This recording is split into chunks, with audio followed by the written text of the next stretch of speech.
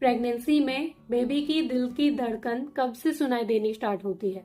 तो जब आप प्रेग्नेंट होते हो, जब आपकी प्रेगनेंसी डिटेक्ट होती है, जब आपको पता चलता है कि आप प्रेग्नेंट हो, तो आपकी प्रेगनेंसी के ऑलरेडी 4 वीक्स कंप्लीट हो चुके होते हैं और उसके 1 वीक बाद मतलब 5th वीक में बेबी के हार्ट के 4 चैम्बर्स अच्छे से डेवलप होना स्टार्ट हो जाते हैं और उसके 1 वीक बाद मतलब 6th वीक में आपके बेबी की दिल की धड़कन सोनोग्राफी के थ्रू आप अच्छे से सुन और देख सकते हो।